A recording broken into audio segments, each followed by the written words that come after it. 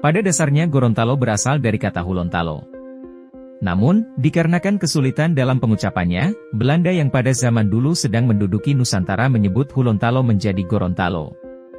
Sebenarnya ada banyak sekali hal-hal menarik tentang Gorontalo yang bisa kita bahas. Tapi, pada video kali ini kita akan membahas beberapa fakta menariknya saja. Untuk lebih jelasnya apa-apa saja, silahkan Anda simak video ini hingga selesai tanpa di-skip. 1. Dijuluki sebagai Serambi Madinah. Kalau Banda Aceh dikenal sebagai Serambi Mekah, maka Gorontalo ini dikenal sebagai negeri Serambi Madinah. Julukan sebagai kota Serambi Madinah muncul sebagai manifestasi nilai adat, nilai kesopanan dan juga nilai norma agama yang memang sangat dijunjung tinggi oleh masyarakat setempat. Bahkan, Gorontalo memiliki semboyan yang berbunyi adati hula-hulatu Sara, hula-hulatu Kuruani. Yang mana artinya kurang lebih adalah adat bersendikan syara, dan syara, bersendikan Al-Quran.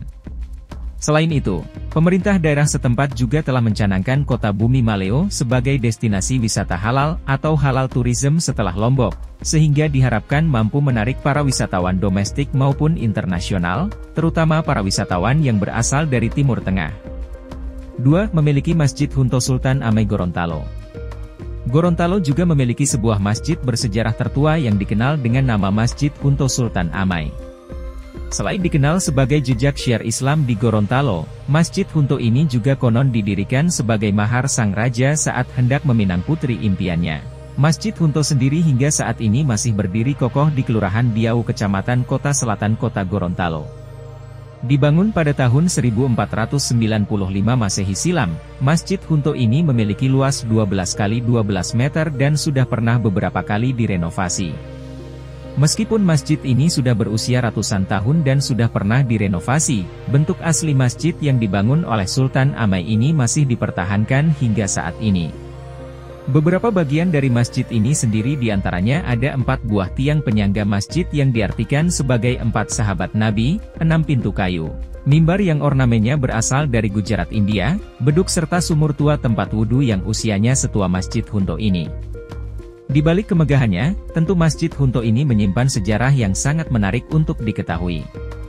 Selain sebagai simbol masuknya Islam ke Gorontalo, masjid ini juga menyimpan kisah romantis antara Raja Gorontalo pada waktu itu, yang tidak lain adalah Sultan Amai.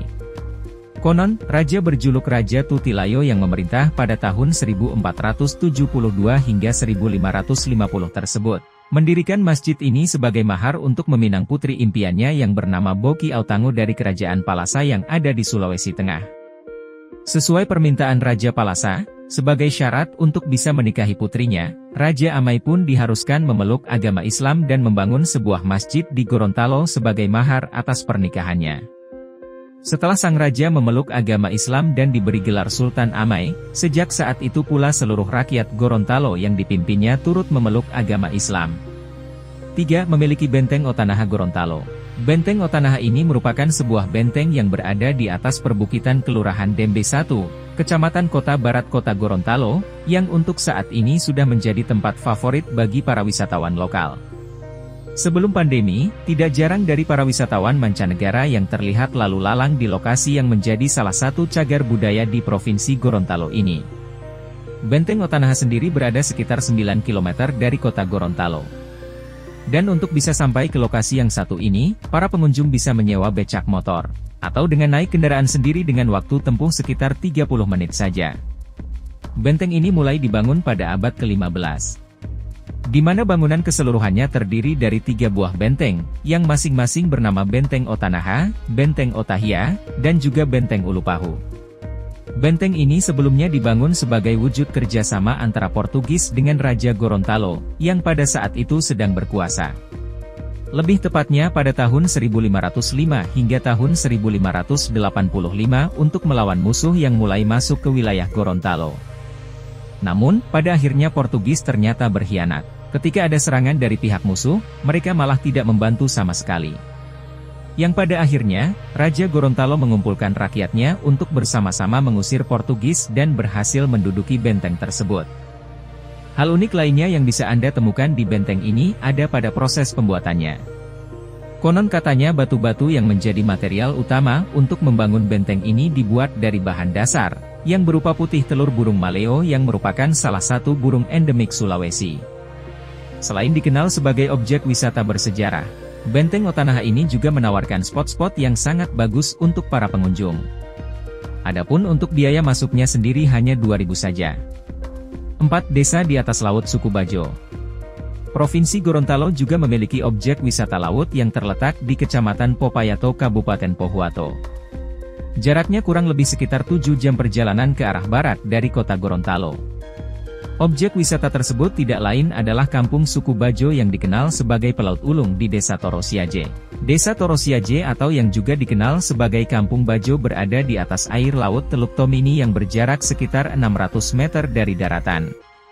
Sedangkan untuk panjang koridor yang berbentuk huruf U itu sendiri adalah sekitar 2,2 km.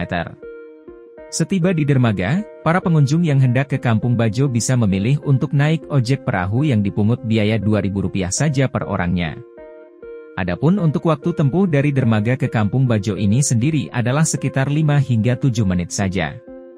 Uniknya, begitu Anda mulai memasuki perkampungan Bajo, perahu akan melintas di bawah koridor kayu sekaligus sela-sela rumah warga. Penamaan desa dengan sebutan Torosiaje sebenarnya berasal dari kata Tara. Dalam bahasa suku Bajo kata tersebut berarti Tanjung, dan Si Aji yang berarti panggilan untuk Si Haji yang merupakan nama warga yang pertama kali mendiami daerah tersebut. Hingga saat ini, desa Torosiaje tidak hanya dihuni oleh suku Bajo saja, tapi juga beberapa suku lainnya. Meskipun memang yang paling mendominasi tetap saja suku Bajo. 5. Dikenal sebagai Maladewanya Indonesia. Pulau Cinta atau Pulau Cinta berlokasi di Kabupaten Bowalemo, yang berjarak sekitar 2 jam perjalanan dari pusat kota Gorontalo. Perjalanan bisa dilanjutkan dengan menggunakan perahu bermotor selama 25 menit.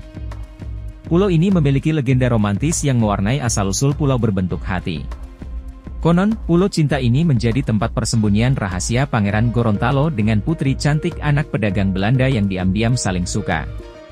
Cinta mereka terlarang karena keduanya berasal dari pihak yang sedang berperang antara satu sama lain.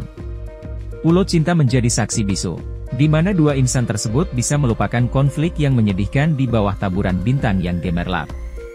Di pulau terpencil ini Anda bisa menikmati pasir putih, keindahan bintang-bintang di langit yang terlihat jelas tanpa terhalang polusi, atau mengagumi terumbu karang Salvador Dali pada saat Anda menyelam di laut jernih.